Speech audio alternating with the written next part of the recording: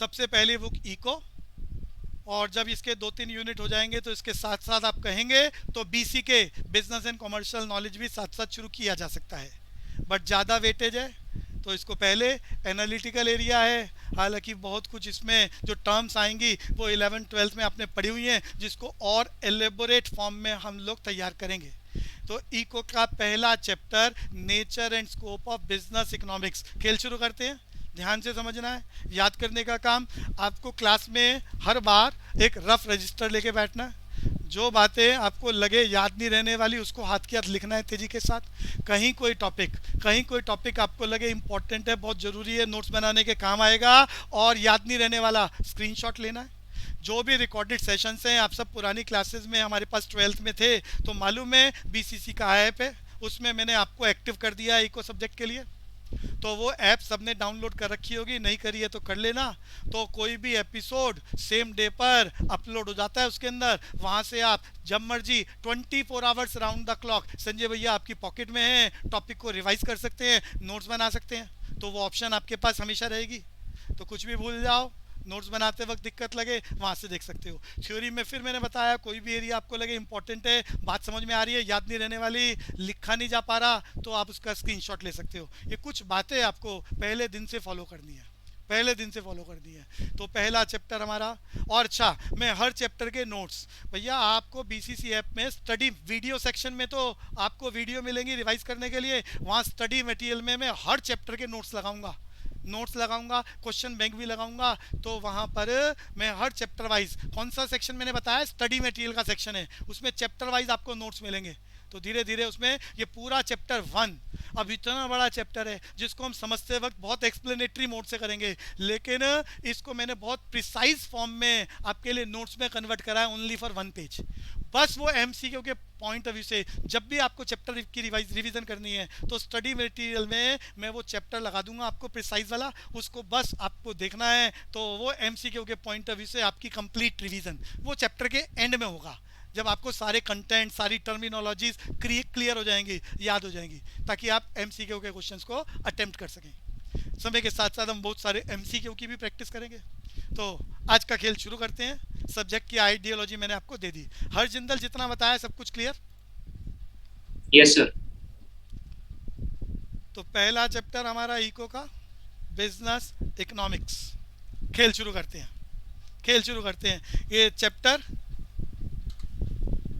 पूरे चैप्टर में हमने क्या पढ़ना है, उसकी आइडियोलॉजी। सबसे पहले पढ़ना है बिजनेस इकोनॉमिक्स क्या होता है। मेरा क्वेश्चन देखो, बचपन में आपने इकोनॉमिक्स के बारे में पढ़ा, इकोनॉमिक्स के बारे में मेरा पहला question, father of economics Anusha बोलना है, मैंने याद कराया था बचपन में, एडम स्मिथ। Adam Smith. मुझे ईयर बता दो, वो ईयर कौन सा था जब एडम स्मिथ ने बुक लिखी थी, वेल्थ ऑफ नेशन? 1773 शायद। हर्ष जिंदल 1776। 1776। यस, बिल्कुल परफेक्ट है, बिल्कुल परफेक्ट है। तो ये बढ़िया याद है भैया। तो 1776 में economics, study of human behaviour की बात हो रही है और ये सब्जेक्ट लॉन्च हो रहा है। तो पहला क्वेश्चन आपका तैयार हो रहा है, father of economics Adam Smith. Adam Smith ने जो बुक लिखी थी, बुक का नाम जल्दी जल्दी बोलते जाओ जी। Harsh Jindal, wealth of nation. Wealth of nation book लिखी थी। इकोनॉमिक्स में क्या लिखा गया, स्टडी ऑफ ह्यूमन बिहेवियर की बात करी गई। तो इकोनॉमिक्स सबको मालूम है, आपका क्वेश्चन मैंने याद करा दिया, father of economics Adam Smith. और ये पुस्तक सबसे पहले कब इंट्रोड्यूस हो रही है, कुंदन ईयर बताना दोबारा जरा। 76। यस। तो चीज़ों को याद करना है, बहुत सारी ऐसी बातें जो सुनने में मिलेगी, याद रखना है और एमसीक्यू में आ सकती है। तो इकोनॉमिक्स सबको, हम सबको मालूम है। इकोनॉमिक्स में अब तक हमने पुरानी क्लासेस में याद कराया क्या, micro economics and macro economics. तो जब तक याद कराया जल्दी से वो मेरे साथ रिवाइज कर लो। तो माइक्रो इकोनॉमिक्स हम 11th में पढ़ चुके हैं। कनन बोल पाओगे, what do you mean by micro economics? कोशिश करने वाला काम कनन जैन साउंड अनम्यूट करके बात करो बच्चे। कनन, कशिश मल्होत्रा, हाँ बोलो कनन, आइडिया कुछ दे सकते हो, माइक्रो इकोनॉमिक्स क्या होता है बच्चे? कशिश मल्होत्रा, सब लोग रिवाइज कर लो पहले इकोनॉमिक्स का मीनिंग। बचपन में मैंने करा रखा है, कोई भूल गया हो, किसी ने नहीं करा हो, अभी याद कर लो। मैं बिजनेस इकोनॉमिक्स पर आना चाह रहा हूँ, लेकिन उससे पहले इकोनॉमिक्स क्या? Economics is a subject of science which deals with the study of human behaviour. याद करो इकोनॉमिक्स क्या होता है, स्टडी ऑफ ह्यूमन बिहेवियर।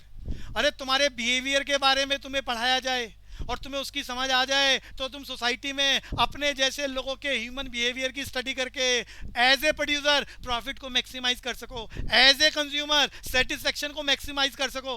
इसके लिए तुम्हें पढ़ाया जाता है स्टडी ऑफ ह्यूमन बिहेवियर, बोले तो इकोनॉमिक्स, बोले तो इकोनॉमिक्स।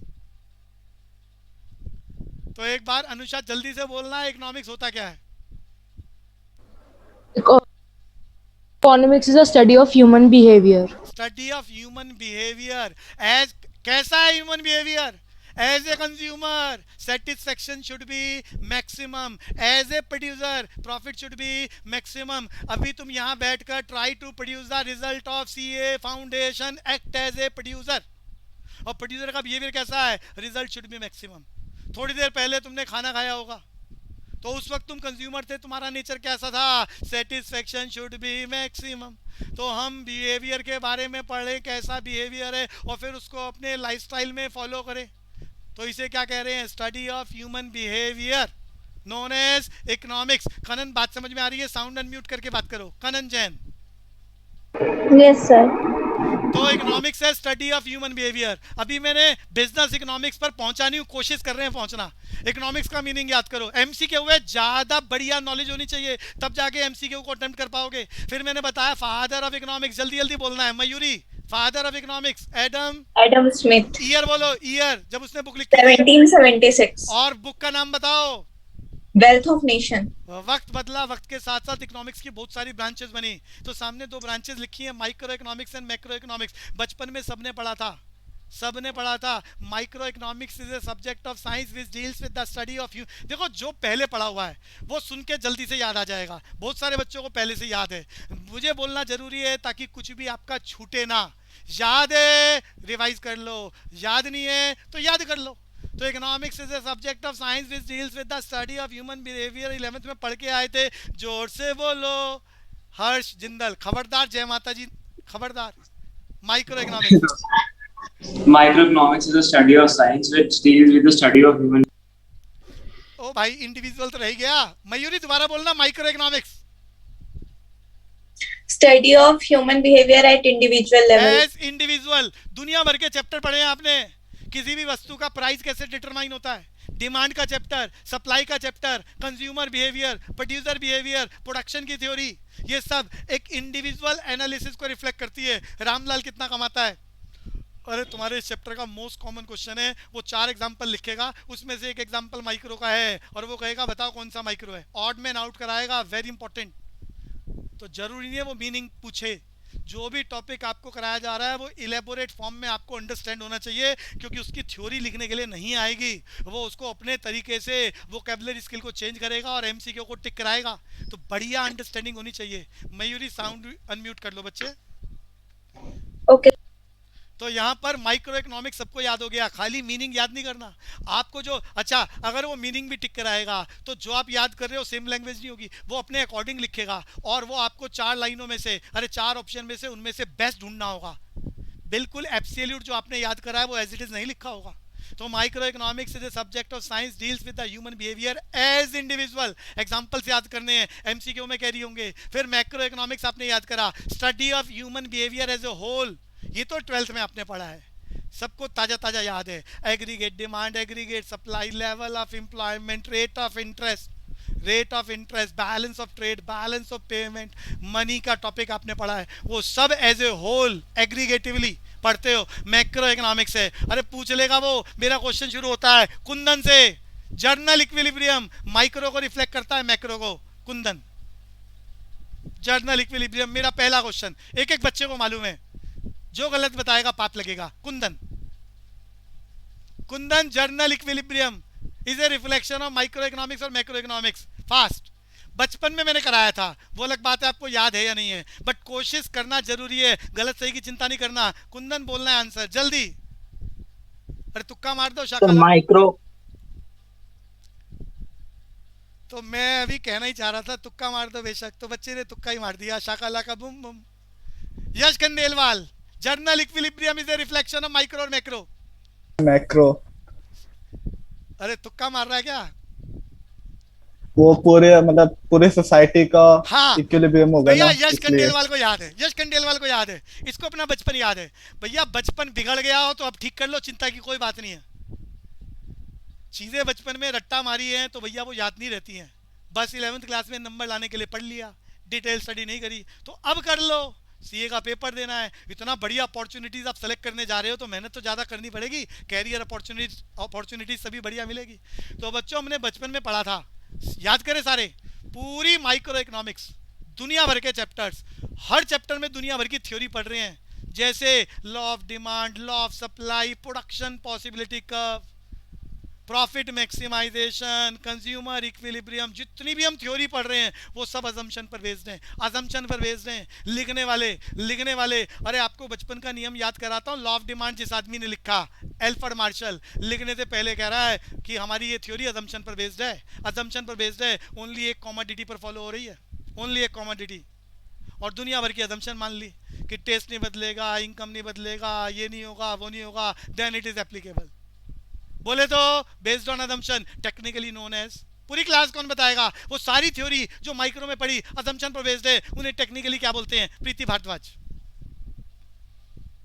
Partial equilibrium. क्या बोलते हैं? क्या बोलते हैं? प्रीति भारद्वाज, बोलो मैंने क्या बताया? Partial.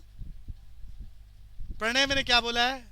Pranay partial equilibrium. Yes, ध्यान से सुनना, शब्दों को सुनना, आपके ही बचपन की बात बता रहा हूँ। पेपर में वो कैरी करेगा, डिटेल में आएगा, एनालिटिकल स्टडी करनी है ताकि आपका एमसीक्यू टिक हो सके। लिखने की बात हो तो बिल्कुल फिक्स है कि ये 25 क्वेश्चन बनेंगे, इतने नंबर के आएंगे, ऐसा लिख लो, बात खत्म। लेकिन वो तो है नहीं, वो तो किसी भी एक शब्द को लेकर एमसीक्यू बना देगा और शब्दों को वोकैबुलरी स्किल के अपने अकॉर्डिंग फॉलो करेगा। आपकी नॉलेज की कमी है, आपके क्वेश्चन स्वाहा। तो मैंने क्या बताया? वो माइक्रो इकोनॉमिक्स जो आपने पढ़ी, जिसमें इंडिविजुअल एनालिसिस करते हैं, उसमें जितनी थ्योरीज आपने पढ़ी हैं, जिसमें से कुछ नाम मैंने आपको लिए हैं, ये सब अजम्पशन पर बेस्ड हैं। वो सारी थ्योरीज जो अजम्पशन पर बेस्ड होती हैं उसे बोलते हैं शॉर्टकट में पार्शियल इक्विलिब्रियम। जोर से बोलो यश खंडेलवाल, क्या बोलते हैं?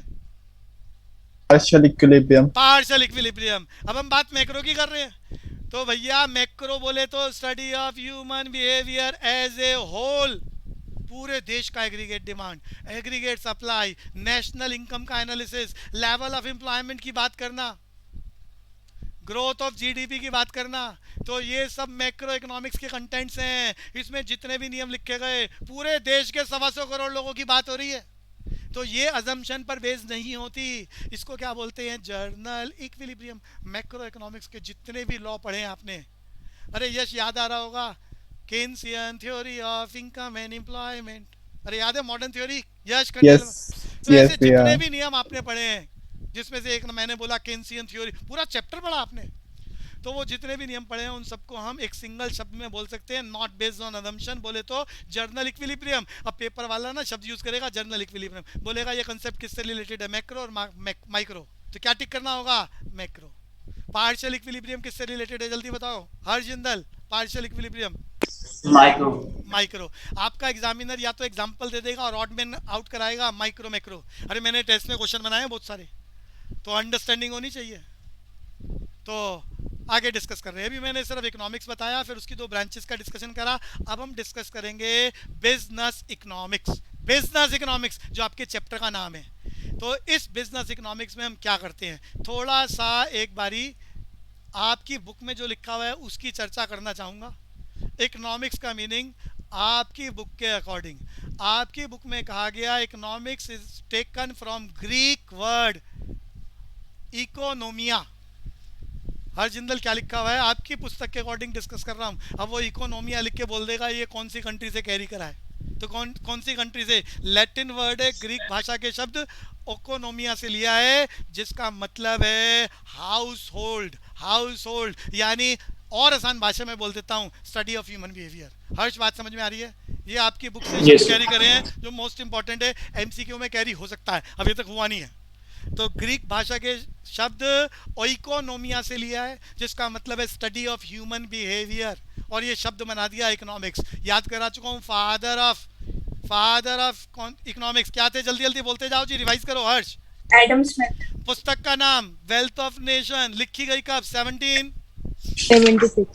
अब इस इकोनॉमिक्स में बेसिकली क्या, आपकी बुक के अकॉर्डिंग बोलना चाह रहा हूँ जी अब मैं, आपकी बुक के अकॉर्डिंग दो फंडामेंटल फैक्ट्स लिखे गए हैं। बेसिकली यहाँ चर्चा हो रही है इकोनॉमिक प्रॉब्लम, चर्चा हो रही है इकोनॉमिक प्रॉब्लम। हमने बचपन में याद करा था, इकोनॉमिक्स बोले तो स्टडी ऑफ ह्यूमन बिहेवियर, इंसान का बिहेवियर कैसा है, ये गॉड गिफ्टेड है, इसे तुम चाह के भी नहीं बदल सकते। चाहे तुम 2 साल के हो, चाहे तुम 200 साल के, चाहे तुम अमेरिकन हो, चाहे इंडियन हो, कंट्री को बदलने से, एज को बदलने से तुम्हारा करेक्टर, तुम्हारा बिहेवियर बदला नहीं जा सकता। ये गॉड गिफ्टेड है।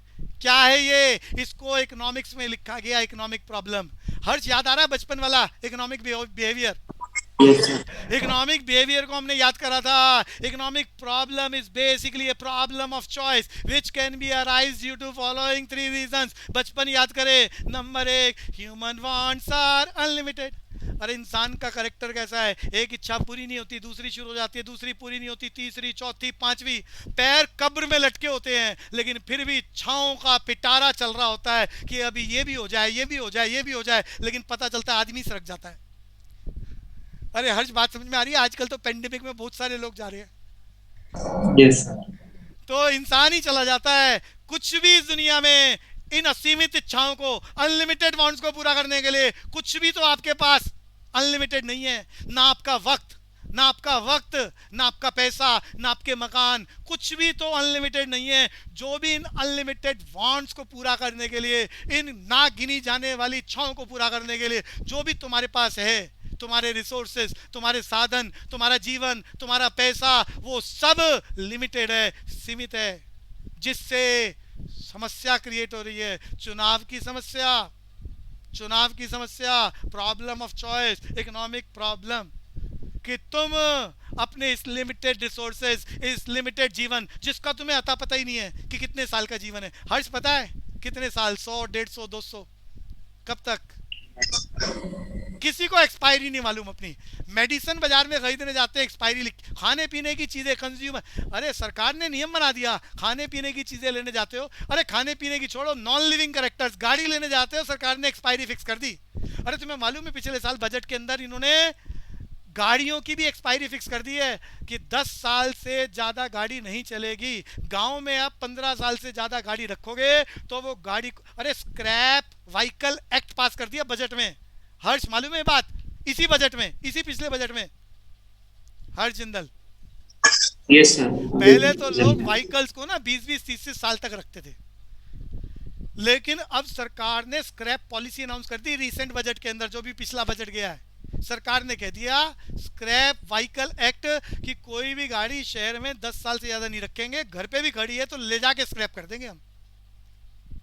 और अगर सर गांव, पहले भी तो ऐसा कोई लॉ था कि 15 साल की गाड़ी चलेगी पेट्रोल के, डीजल की। देखो वो नियम था कि गाड़ी चलेगी इतने साल, क्योंकि वो रोड टैक्स उतना ही ले रहे हैं, लेकिन लोग घर में रख लेते थे, गांव में ले जाके चला लेते थे। दिल्ली से 50 किलोमीटर दूर शहर, गांव में, अरे किसी बैकवर्ड इलाके, यूपी में ले जाके चला लेते थे, हरियाणा में ले जाके चला लेते थे। और 20-20 साल पुरानी गाड़ियां, अरे मारुति का पुराना मॉडल आज भी यूपी में चलता हुआ नजर आएगा तुम्हें, बिहार में चलता हुआ नजर आएगा, मध्य प्रदेश में चलता हुआ नजर आएगा, और वहां सरकारें, पुलिस, ट्रैफिक पुलिस कोई ऑब्जेक्शन नहीं लगाते और चलती रहती हैं गाड़ियाँ। सरकार ने कहा भैया ये खेल नहीं चलेगा, स्क्रैप पॉलिसी का नियम बना दिया कि कोई भी गाड़ी 15 साल से पुरानी मध्य प्रदेश में, बिहार में चलेगी नहीं। और शहर, दिल्ली जैसे शहर जहाँ जरूरत से ज़्यादा व्हीकल है, या 10 साल से ज़्यादा कोई व्हीकल है, अभी तो क्या नियम था, जब चलेगी सड़कों पर पकड़ी जाएगी तो हम उसे स्क्रैप के लिए भेजेंगे, लेकिन अभी इन्होंने कह दिया घर में भी खड़ी होगी, घर जाके उठा के ले जाएंगे और स्क्रैप कर देंगे। हर जिंदल, बात समझ में आ रही है? Yes, sir. Yes, sir. तो भैया सिर्फ खाने पीने की चीजों की एक्सपायरी नहीं होती, लोग, सरकार ने व्हीकल्स की भी एक्सपायरी कर दी। होती तो इंसानों की भी एक्सपायरी है, लेकिन बस वो एक्सपायरी मालूम ही नहीं होती किसी को, और बस जब जाता है तभी पता चलता है नहीं रहा। अनुषा, बात समझ में आ रही है? Yes, sir. तो भैया resources are limited, resources are limited, और प्रॉब्लम और क्रिटिकल हो जाती है, आपकी नॉलेज ज़्यादा वाइडर है, आपकी जो बुक में लिखा है उससे ज़्यादा वाइडर। आपकी बुक कहती है इस इकोनॉमिक्स में दो फंडामेंटल फैक्ट्स की चर्चा कर रहे हैं, human wants are unlimited, to fulfil these unlimited wants resources are limited. ये सामने बुक की लैंग्वेज है, कंक्लूड करा हुआ है। जबकि आपकी नॉलेज ज़्यादा बढ़िया होनी चाहिए, वो पेपर में पूछ लेगा इकोनॉमिक प्रॉब्लम के नाम से, problem of choice, problem of choice which can be arise due to following 3 reasons. आगे पीछे नहीं कर सकते सीक्वेंस, खबरदार। Number 1, human wants are unlimited. To fulfill these unlimited wants, the availability of resources are limited.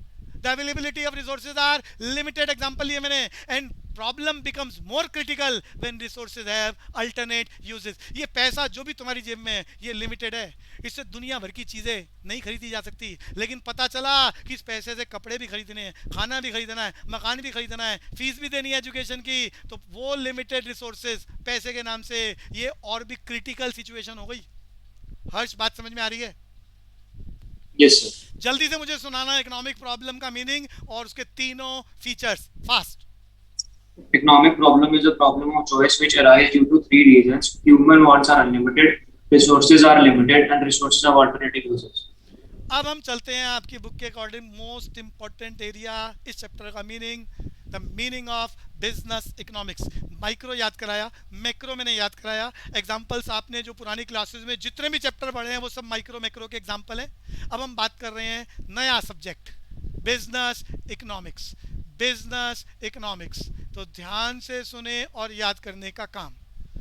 Business economics में हम use करते हैं इकोनॉमिक्स एनालिसिस को। शब्दों को ध्यान से सुनना जी, यूज़, क्योंकि जो सामने लिखा है वो एज इट इज़ पेपर में एमसीक्यू के फॉर्म से आना है, और वो as it is language use नहीं करेगा। यूज़ ऑफ इकोनॉमिक एनालिसिस, ये इकोनॉमिक एनालिसिस क्या होते हैं उसके बारे में सुनो। इकोनॉमिक एनालिसिस बोले तो लीनियर प्रोग्रामिंग, बोले तो रिग्रेशन एनालिसिस, बोले तो कैपिटल बजटिंग, बोले तो ब्रेक इवन एनालिसिस, बोले तो कॉस्ट एनालिसिस। मैंने कुछ एग्जांपल लगाए हैं।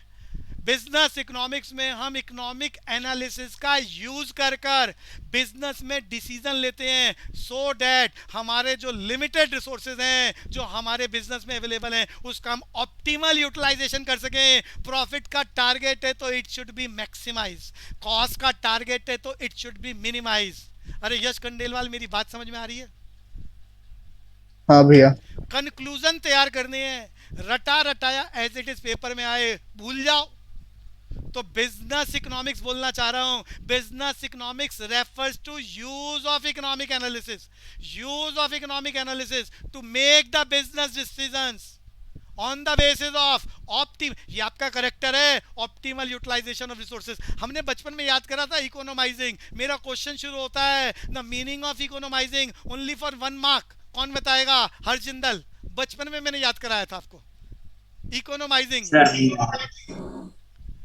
अनुषा, इकोनोमाइजिंग पेपर वाला भैया पूछेगा ना? सर नहीं पता। ए बच्चे, अरे कुंदन कोई तो बोलो। अरे सामने लिखा है मैंने नीचे, आपका नेचर है जिसे आप कभी भी जीवन में बदल नहीं सकते आप। अरे आपके घर में, अरे हर जिंदल टीवी वाला डब्बा है, टीवी वाला साउंड आती होगी इसमें से। Yes, sir. बचपन में मैंने समझाया था आपके पास एक टीवी है, उसके अंदर एक से ज्यादा चैनल चल रहे हैं, लेकिन आपकी माइंड की, आपकी ब्रेन की कैपेसिटी है, आप एक पॉइंट ऑफ टाइम पर उनमें से एक ही चैनल देखेंगे, एक ही चैनल देखेंगे। कौन सा देखेंगे? जो आपके अकॉर्डिंग बेस्ट है। ये आपका करेक्टर है, आपकी नेचर है, आप इसे बदल नहीं सकते। जिसे हम शॉर्टकट में बोलते हैं ऑप्टिमल यूटिलाइजेशन ऑफ रिसोर्सेज। क्या बोला है मैंने? मैं खंडेलवाल, आपका नेचर, आपका करेक्टर कैसा है आपको आपके बारे में बता रहा हूं। ऑप्टिमल यूटिलाइजेशन ऑफ, अरे जल्दी बोलो। रिसोर्सेज। भैया आपकी जेब में पैसा है, आप चाहोगे उसका अकॉर्डिंग, उसका यूज अपने अकॉर्डिंग सबसे बढ़िया करो। आपके पास आपका समय, आप उस समय का अपने अकॉर्डिंग सबसे बढ़िया यूज करना चाहते हो। आपके पास टीवी है, प्रोग्राम चल रहे हैं, आप टीवी देखना चाह रहे हो, अपने अकॉर्डिंग सबसे बढ़िया यूज करोगे। ये आपकी नेचर है, गॉड गिफ्टेड है। You can't be change your nature of economising. इसको मैं टेक्निकल लेबल लगा के, अरे पेपर वाला शब्द लगाएगा ना, किसी भी शब्द को पूछ सकता है। मैं मीनिंग में ही चर्चा, देखो यहाँ क्या लिखा है इकोनॉमिक्स के मीनिंग में, best use of organisation care resources. ये नेचर है आपकी एज ए प्रोड्यूसर, जो भी आपके पास है उसका बेस्ट यूज करोगे। ये आपकी नेचर है, खून में है, इसे आप चाहकर भी बदल नहीं सकते। इस ऑप्टिमल यूटिलाइजेशन ऑफ रिसोर्सेज को हम क्या बोल रहे हैं? क्या बोल रहे हैं मयूरी? मैंने क्या Economizing. इकोनोमाइजिंग, क्या बोल रहे हैं? Economizing. तो शब्द याद कर लो। मैं बिजनेस, हर शब्द में आपका एक क्वेश्चन है। एग्जामिनर किस लाइन के किस शब्द को लेकर क्वेश्चन बना देगा, या तो एग्जामिनर को पता है या पेपर वाले दिन तुम्हें पता चलेगा, लेकिन तुम्हारी नॉलेज एक्यूरेट होनी चाहिए। खबरदार, मैंने यहाँ बता तो दिया है, सब्जेक्ट में 40 आ जाए तो तुम पास हो, और एग्रीगेट 50 आ जाए तो तुम्हारा पेपर क्लियर है फाउंडेशन का, लेकिन 40 और 50 के चक्कर में तैयारी नहीं करा रहा।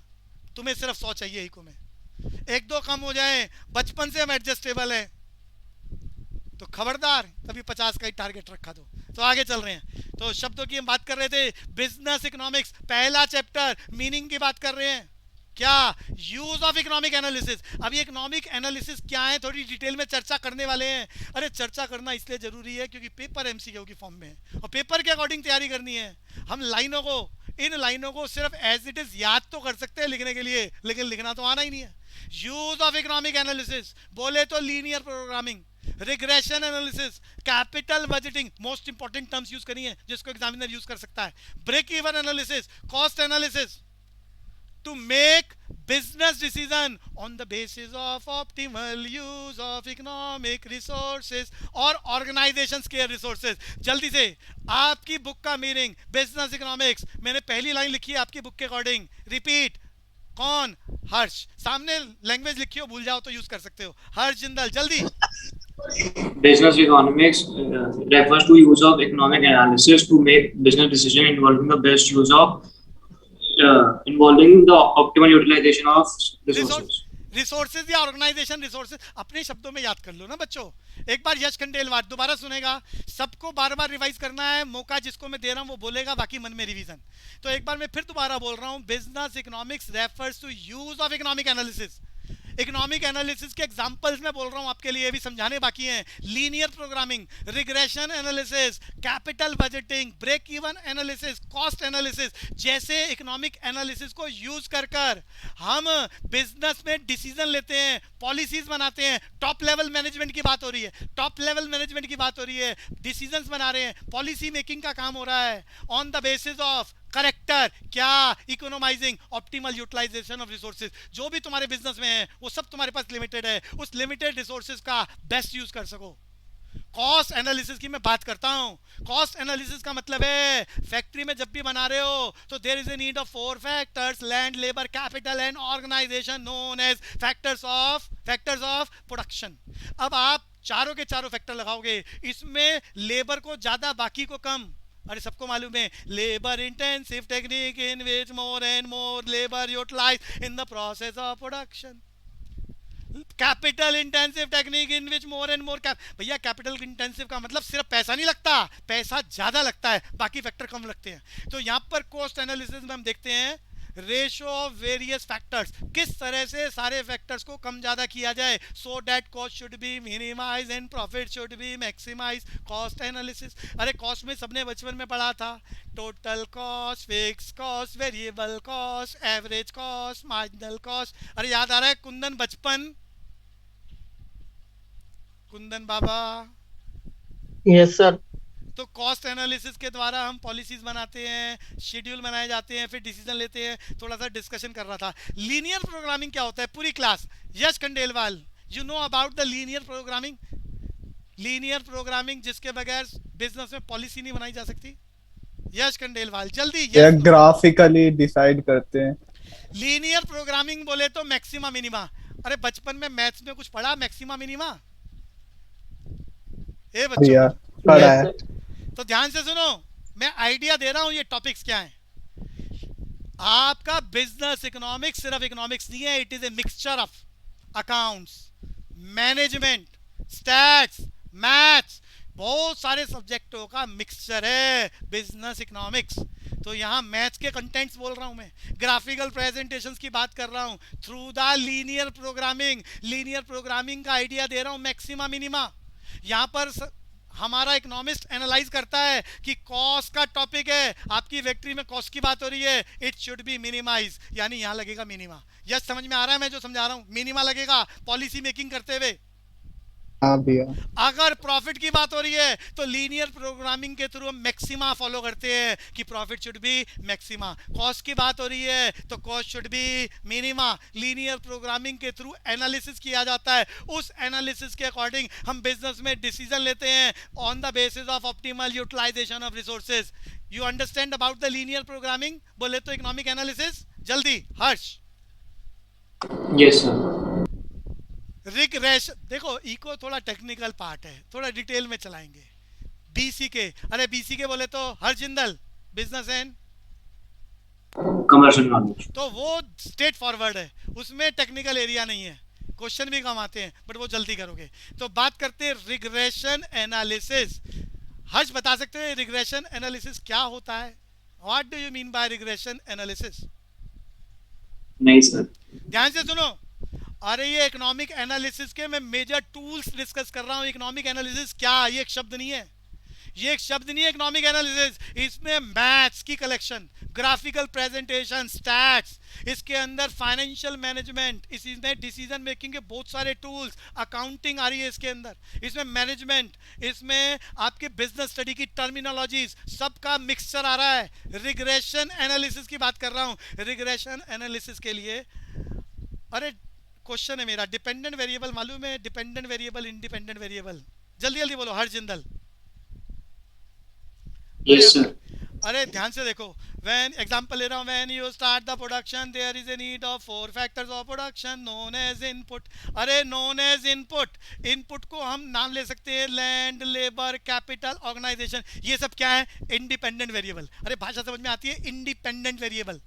अरे जल्दी जल्दी बोलो Yes, यश। sir. इन सब फैक्टर्स, इन सब इंडिपेंडेंट वेरिएबल में से कोई एक ले लो, दो ले लो, और उन सब की हेल्प से क्या बनता है? आउटपुट।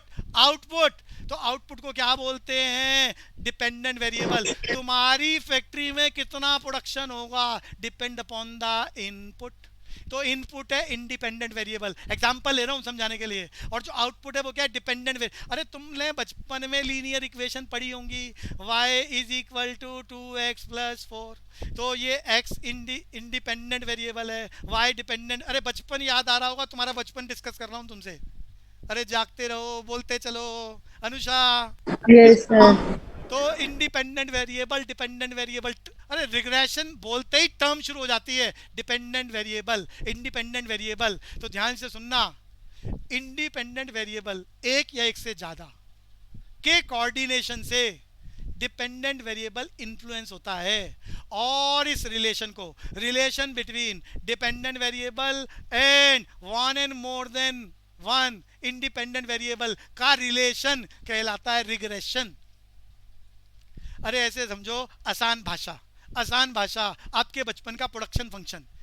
अरे बचपन का प्रोडक्शन फंक्शन याद होगा, relation between input and output is known as production function. इस दुनिया, अरे आप लोग as a producer CA foundation का कोर्स ज्वाइन कर लिया, ज्वाइन करने से पहले आपके मन ने स्ट्रेटेजी बनाई होगी, क्या हम रिसोर्सेज को लगाकर पास हो जाएंगे? सबके मन ने कहा होगा इन सब इनपुट्स के द्वारा रिजल्ट फ्रूटफुल है, पॉजिटिव रिजल्ट है, तभी तो पढ़ाई कर रहे हो, तभी तो पढ़ाई कर रहे हो। तो आपका माइंड एनालाइज करता है, एनालाइज करता है इनपुट और आउटपुट के रिलेशन को, और रिजल्ट फ्रूटफुल लगता है तभी वो काम करता है। मेरी भाषा समझ में आती है अनुषा? आप अपने Yes, आप sir. में आपका ब्रेन प्लानिंग करता है on the basis of economic analysis, यानी आपका माइंड रिग्रेशन एनालिसिस कर चुका है सीए फाउंडेशन में एडमिशन लेने से पहले, कि जो हमारे पास रिसोर्सेज हैं, जो हमारी कैपेसिटी है, उन सबको अगर हम यूज़ करें तो हमारा रिजल्ट फ्रूटफुल है। आपको अपना फ्यूचर बड़ा ब्राइट नज़र आ रहा है, आपको अपने नाम से पहले सीए नज़र आ रहा है, आप बड़ी बड़ी कंपनियों में मैनेजिंग डायरेक्टर की पोस्ट पर नज़र आ रहे हो, आपने ऐसे मन में सोच लिया या कंपनी आपकी होगी ऐसा प्लान कर लिया है, बस उसके अकॉर्डिंग पॉलिसी बनाकर इंप्लीमेंटेशन चल रहा है। अरे भाषा समझ में आती है कुंदन बाबा? Yes sir. तो रिग्रेशन एनालिसिस बोले तो relation between dependent variable and one और मोर इंडिपेंडेंट वेरिएबल। अरे हर्ष बात समझ में आ गई? रिग्रेशन एनालिसिस बहुत आसान Yes, sir. आसान भाषा में बताया है। ये सब कॉलेज में और सीए के आने वाले सेमेस्टर्स में बहुत बड़े बड़े चैप्टर्स हैं, मैथमेटिकली आपको तैयार करने हैं। आगे चलेंगे, कॉलेज में भी आएंगे। Either you follow BCom programming honours, और सीए के इंटर में भी होगा, फाइनल में भी होगा, बहुत डिटेल में पढ़ने वाले हो। कैपिटल बजटिंग, इकोनॉमिक एनालिसिस, एक ही शब्द पर रुके हुए हैं अभी हम, इकोनॉमिक एनालिसिस में अगला अरे पेपर वाला क्वेश्चन बना देगा इनको लेकर, कैपिटल बजटिंग बहुत डिटेल में पढ़ोगे आने वाले सेमेस्टर्स में, पूरी class. Her Jindal, what do you mean by capital budgeting? Sir नहीं आता। ध्यान से सुनो सब बच्चे, कैपिटल बजटिंग बोले तो डिसीजन अबाउट द इन्वेस्टमेंट। अरे ऐसे समझो, अरे तुम्हें सबको याद है, मैंने बताया जो भी तुम्हारे पास रिसोर्सेज हैं, पढ़ चुके हो तुम यहाँ चैप्टर के पहले बात, रिसोर्सेज जल्दी बोलो। लिमिटेड। तो सबको मालूम है रिसोर्सेज लिमिटेड है। तुम एक ऑर्गेनाइजेशन हो, ऑर्गेनाइजेशन में जो भी रिसोर्सेज हैं, अमीर का मतलब थोड़ा ज्यादा, गरीब का मतलब कम, जो भी रिसोर्सेज है, उस रिसोर्सेज 10 करोड़ रुपए है तुम्हारे पास, 10 लाख रुपए, कोई भी एग्जांपल ले लो, या 10 लाख रुपए हैं। अब तुम्हारे पास बहुत, अरे तुम खाने के वक्त तो ये सोचते हो कि तुम्हें क्या पसंद है वो खाएंगे, लेकिन जब तुम्हें बिजनेस करना हो तो तुम उस 10 लाख रुपए के लिमिटेड रिसोर्सेज में ये सोचकर बिजनेस नहीं करोगे क्या तुम्हें पसंद है, तुम ये सोचकर बिजनेस करोगे। तुम्हारे पास बहुत सारे ऑप्शंस हैं, बिजनेस ए, बिजनेस बी, बिजनेस सी, बिजनेस डी। इसे क्या बोल रहा हूँ, टाइप ऑफ इन्वेस्टमेंट प्लान्स। उन सब प्रपोजल में से आप कौन सा प्रपोजल एक्सेप्ट करोगे जिससे आपका प्रॉफिट शुड बी मैक्सिमम, इसे बोलते हैं economic analysis in the name of capital budgeting. Capital budgeting यानी decision about the long term investment. आप सब अपनी दुकान में पैसे को इन्वेस्ट करना चाह रहे हो, अरे बात ध्यान से सुनना, सारे के सारे बड़ी इंपॉर्टेंट बात बोल रहा हूँ। आप लोग जो सीए का डिसीजन ले रहे हो, ये अपने आप में कैपिटल बजटिंग है, ये लॉन्ग टर्म डिसीजन है अबाउट द कैरियर अपॉर्चुनिटी। बहुत बड़ी बात बोल रहा हूँ मैं। जो बच्चा जितनी दूर तक देख पा रहा है वो उतने बड़े कोर्सेज का सिलेक्शन करेगा और उस पर मेहनत करेगा, सिलेक्शन होगी और उसका फ्यूचर उतना ब्राइट होगा। ये उसका डिसीजन हो रहा है, कैपिटल बजटिंग है ये आपका सीए फाउंडेशन का डिसीजन। कैपिटल बजटिंग को मैंने शॉर्टकट में क्या बोला, decision about the long term investment. जल्दी बोलो मैंने क्या बोला है, decision about the long term Long-term investment. investment. Example ले रहा हूँ। आपके पास 10 करोड़ रुपया है, बिजनेस में लगाना चाह रहे हो, पैसा कहाँ लगाओगे? आपके पास एक प्रपोजल है, आप प्रॉपर्टी डीलर का बिजनेस कर दो, दूसरा प्रपोजल है आपके पास आप शेयर मार्केट में डील करो, तीसरा प्रपोजल है आप कहीं और, कोई भी एग्जाम्पल ले लो, सी प्रपोजल, डी। उन चारों प्रपोजल में से आप कैपिटल बजटिंग आपका एनालाइज करता है और ये बताता है, देखो शब्द अधूरा है खाली प्रॉफिट की बात करूँ तो। आपको ये भी ध्यान रखना है कि आपका प्रॉफिट शुड भी मैक्सिमम, और ये भी ध्यान रखना है आपका जो पैसा लगाया है वो भी सिक्योर रहे। ये ना हो कि ज्यादा कमाने के चक्कर में पता चला अनसर्टेनिटी बढ़ गई और पैसा ही डूब गया और कोरोना जैसा पेंडेमिक आ गया। हर जिंदल बात समझ में आ गई? ज्यादा कमाने के चक्कर में, ज्यादा कमाने के चक्कर में तुम कहो, वैसे स्टोरी याद आ रही है, फिजिकल क्लास होती तो स्टोरी साथ में सुनाता राजाओं की, पुराने जमाने की। अभी फिलहाल लिमिटेशन से तो स्टोरीज की चर्चा नहीं करेंगे। सिर्फ मैं ये समझाना चाह रहा हूँ कि पता चले ज्यादा कमाने के चक्कर में तुम कहो भैया बहुत सारे प्रपोजल में एक प्रपोजल है, लॉटरी का टिकट खरीद लो, 1 का 100, 1 का 100, 1 का 100, और पता चला 100 होने के चक्कर में सारी साफ हो जाए। तो सिर्फ कमाई टारगेट नहीं होता है कैपिटल बजटिंग में, लॉन्ग टर्म इन्वेस्टमेंट के डिसीजन में ये भी देखना होता है आपका जो पैसा आपने लगाया है वो सिक्योर रहे, पता चले वो भी चला जाए। तो पैसे की सिक्योरिटी के साथ उसका रिवॉर्ड शुड बी मैक्सिमम, इस बात का डिसीजन शॉर्टकट में बोला है, decision about the long term investment reflected through the capital budgeting. और ये सारे एग्जांपल इकोनॉमिक एनालिसिस के हैं जिसको लेकर एक बिजनेसमैन प्लानिंग करता है, डिसीजंस लेता है to utilise the resources, limited resources. हर जिंदल बात समझ में आ रही है? Yes sir. अगले शब्द पर एक बार कैपिटल बजटिंग का मीनिंग शॉर्टकट में जरा जल्दी से Harsh. Decision about the, Sir, where to invest the money so that the profit is maximum and risk is minimum. Decision about the long term investment. बड़ा आसान सा छोटा सा टॉपिक, क्या बोला मैंने? Decision about the Long term investment. Long term investment, ये capital budgeting है। ब्रेक इवन एनालिसिस, अरे बचपन में सबने पढ़ा है ब्रेक इवन, अरे 12th तो सब, अरे बोल सकता हूँ ना, पास कराए? अरे हर्ष बोल सकते हैं पास कराए?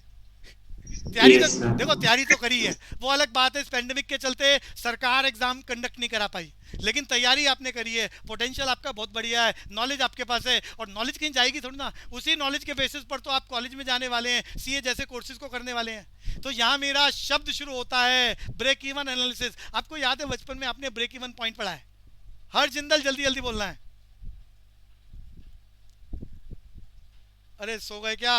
यश यश हाँ कंटिन्यू। भैया तो पढ़ा मेरा था। क्वेश्चन खिचड़ी मत बना देना। Break even point in macro क्या होता है, एक लाइन में बोलना है। फार्मूला मालूम हो या लैंग्वेज मालूम हो, पूरी क्लास से बोल रहा हूँ। Break even point in macro. और When जब saving is zero, से इन्वेस्टमेंट इक्वल सेविंग। ए income is बच्चे Consumption equal. income is equal to consumption and saving is zero. सारे याद कर लो, जितना कमाते हो सारा का सारा खा जाओ। अरे बचपन में याद करा था तुमने, कमजोर बचपन वालों, बचपन को मजबूत कर लो याद करके। व्हेन, अरे पेपर वाला पूछेगा when saving is equal to income, और अरे जब जितना कमाते हो सारा खा जाते हो तो पैसा बचता ही नहीं है। Saving is equal to zero और income is equal to consumption, reflection of break even point. लेकिन जो बात ध्यान से सुनना, ये ब्रेक इवन पॉइंट मैक्रो का है, मैक्रो का है। यही शब्द आ जाए ब्रेक इवन पॉइंट माइक्रो में, पूरी क्लास से मेरा क्वेश्चन है। Break even point in micro, पूरी क्लास एक लाइन, इक्वेशन भी बोल सकता है बच्चा। मैंने बचपन में कराई थी, और बहुत सारे बच्चे यहाँ ऐसे हैं जिन्होंने मेरे साथ ही वो बचपन सेलिब्रेट करा था। बताओ जी सेलिब्रेशन ऑफ बचपन, कुंदन, हर्ष। माइक्रो में break even point T R is equal to T C. जल्दी जल्दी बोलो। Total revenue is equal to, अरे जल्दी बोलो अभी Total cost. Total revenue is equal to total cost. जब फर्म नॉर्मल प्रॉफिट कमाती है, ना अब नॉर्मल प्रॉफिट ना अब नॉर्मल लॉस, तो उसे ब्रेक इवन पॉइंट बोलते हैं। तो ब्रेक इवन एनालिसिस की बात कर रहा हूँ, ध्यान से सुन लो। ब्रेक इवन एनालिसिस में हम ये जानने की कोशिश करते हैं कि क्या हमारा माइक्रो के अंदर क्या हमारा ARAC के बराबर है, और फर्म क्या नॉर्मल प्रॉफिट कमा रही है। अरे break even point in micro दो शर्तें थी, AR is equal to AC। दूसरी शर्त मैंने याद कराई थी, कोई बता सकता है? TR is equal to TC। TR is equal to, अरे क्या बोला है हरजिंदल, जल्दी बोलो। माइक्रो में ब्रेक इवन पॉइंट क्या होता था? TR is equal to TC और AR is equal to AC। और मैक्रो के अंदर ब्रेक इवन पॉइंट क्या होता था? Income is equal to consumption और saving is equal to zero. लिख दिया, income is equal to consumption. अरे इनकम को, नेशनल इनकम को Y, पूरे देश के कंजम्पशन को C, Y is equal to C और S is equal to zero. तो हम कुल मिलाकर इस मैक्रो के यूनिवर्सल कंसेप्ट को और माइक्रो के इंडिविजुअल यूनिट को फॉलो करना चाहते हैं, उसका एनालिसिस करना चाहते हैं। घाटे में बिजनेस नहीं करेंगे। तो ब्रेक इवन एनालिसिस से, अरे मेरा कहने का मतलब है आप नया बिजनेस शुरू कर रहे हो तो आप ये हिसाब लगाते हो कि हम पैसा जो लगा रहे हैं, उस पैसे को लगाने से क्या हम इनिशियल स्टेज में जो मिनिमम खर्चे लगा रहे हैं क्या उसको मेट कर लेंगे? जिस दिन हम अपने लगाए हुए खर्चों को मेट कर लेंगे उस दिन ब्रेक इवन आ जाता है। क्या आ जाता है? अरे हर्ष, उसके बाद शुरू होता है अब नॉर्मल प्रॉफिट। क्या शुरू होता है? अब नॉर्मल प्रॉफिट। बोले तो over and above the profit. तो कोई भी आदमी जब बिजनेस में पैसा लगाएगा उससे पहले एनालिसिस करेगा, ब्रेक इवन एनालिसिस, कि हम कितने दिनों में, कितने महीनों में ब्रेक इवन पॉइंट पर आ जाएंगे जिससे हमारे खर्चे मेट होने लग जाएं, और उसके बाद हम अब नॉर्मल प्रॉफिट कमाना शुरू कर दें। तो माइक्रो की थ्योरी का भी यूज़ करेंगे, मैक्रो की थ्योरी का भी यूज़ करेंगे। तो ब्रेक इवन एनालिसिस, अरे खाना खाने से पहले देख लेते हो ना कि हम क्या क्या खाएं। अरे शादी में गए हो, इतनी सारी वैरायटीज़ है, टंकी 400 ग्राम की है। अरे खाने की टंकी बोल रहा हूँ, खाने की टंकी 400 ग्राम की है, तो सारी चीज़ें तो खा नहीं सकते, तो खाली गोलगप्पे नहीं खाते 400 ग्राम। तो किस तरह से प्लानिंग करी जाती है, एनालाइज किया जाता है, कितनी चीज़ें क्या क्या कैसे कैसे खाएं ताकि 400 ग्राम की क्वांटिटी में सेटिस्फैक्शन शुड बी मैक्सिमम। तो पहले एनालाइज करते हो, प्लानिंग करते हो, और फिर उसके डिसीजन को लेकर रिवार्ड को मैक्सिमम करते हो। जैसे तुम कंज्यूमर की तरह बिहेव करते हो ऐसे ही तुम बिजनेस में बिहेव करते हो। तो उससे पहले economic analysis, break even analysis को यूज़ कर डिसीजन लिए जा रहे हैं to utilise optimal utilisation of resources. Her Jindal clear हो रहा है? Yes sir. भैया मीनिंग की चर्चा चल रही है। कॉस्ट एनालिसिस, तो कोई भी शब्द वो शब्द नहीं है, इलेबोरेट फॉर्म में आपको याद रखना है। पूरे चैप्टर को यहाँ डिस्कस कर रहे हैं एक लाइन में। कॉस्ट एनालिसिस का आइडिया मैं दे चुका हूँ। हम कॉस्ट की कैलकुलेशन करते हैं। साइंस सबको याद है, बचपन में हम लोगों ने याद करा profit maximisation on the basis of MRMC approach. अरे याद होगा MRMC approach, marginal revenue marginal cost. नहीं याद है तो यहाँ बहुत डिटेल में पढ़ने वाले हैं। हमारे सीए फाउंडेशन कोर्स में ही बहुत बढ़िया डायग्राम चलेंगे यहाँ, जिसके द्वारा हम कॉस्ट एनालिसिस में डिसाइड करेंगे कोई भी फर्म कितना बनाएगी, आउटपुट का सेटलमेंट कैसे होगा, एवरेज कॉस्ट का सेटलमेंट, कॉस्ट पर यूनिट का सेटलमेंट कैसे होगा, average revenue price per unit का सेटलमेंट तो कितना होगा, और उसे रोज कितना प्रॉफिट मिलेगा। उसे ना उससे ज़्यादा कमाना ना उससे कम, ज़्यादा पर वो जा नहीं सकता, उसके बस की बात नहीं है, उसकी कैपेसिटी से बियॉन्ड की बात है, और उससे कम पर घाटा है। ये सब हम चर्चा करने वाले हैं आने वाले चैप्टरों में, detailed discussion with graphical presentations in the cost. ये सब चैप्टर्स हैं हमारे पास, कॉस्ट एनालिसिस। चेतन, आइडिया लग रहा है? Yes, sir. कुल मिलाके में बिजनेस इकोनॉमिक्स का मीनिंग याद करा रहा था, तो क्या यूज है, क्या मीनिंग है? Business economics refers to use of economic analysis to make the business decision on the basis of optimal utilisation of organisation resources. जोर से बोलें चैतन्य देव, मीनिंग।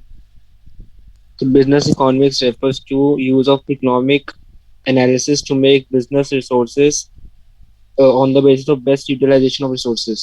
पूरी बात नहीं बोली, अरे सामने से लिखा हुआ देख लो। Refers to use of economic analysis to make the business decision. अरे प्लानिंग का काम है यहाँ, पॉलिसी मेकर का काम है, टॉप लेवल मैनेजमेंट का काम हो रहा है। सीए का कोर्स कर रहे हो तो टॉप लेवल मैनेजमेंट, क्लरिकल चीजें छूट रही हैं तुम्हारे पास से, बड़े वाले लेवल पर जाने की बात हो रही है। तो business economics refers to use of economic analysis to make business decisions on the basis of optimal utilise, तुम्हारा नेचर है, optimal utilisation of organisations resources. Repeat, Kanan Jain, Kanan जल्दी जल्दी बोलना है जी। हर जिंदल, हाँ बोलो बोलो। Business economics use of economic analysis to make the business decision on the basis of optimal utilization of of resources. बढ़िया बात। Har Jindal, repeat meaning of business economics. Business economics refers to use of economic analysis to make business decision on the basis of optimal utilization of organization's resources. मैं Khandelwal, repeat जल्दी से, बाकी सब मन में याद कर रहे हैं। मैं Khandelwal. Business economics refers to the use of economic analysis to make business decision on the basis of optimal utilization of organization's resources. बढ़िया बात। और कौन बोलना चाहेगा एक बारी और, जल्दी से जल्दी से, रेज योर हैंड। अनुषा बोलो, Anusha. Business economics is the use of economic analysis to make the business decisions involving the best use of organizational resources. यहाँ बेस्ट का मतलब और भी ज्यादा टेक्निकल लेवल बताया, optimal utilisation of resources according to your book chapter number 1 according to Joel Dean. अब ये भैया जो बुक में लिखा है उस इकोनॉमिक्स का नाम याद करना पड़ेगा, तो यहाँ सब लेवल लगा हुआ है, क्या चल रहा है अकॉर्डिंग टू जोल डीन।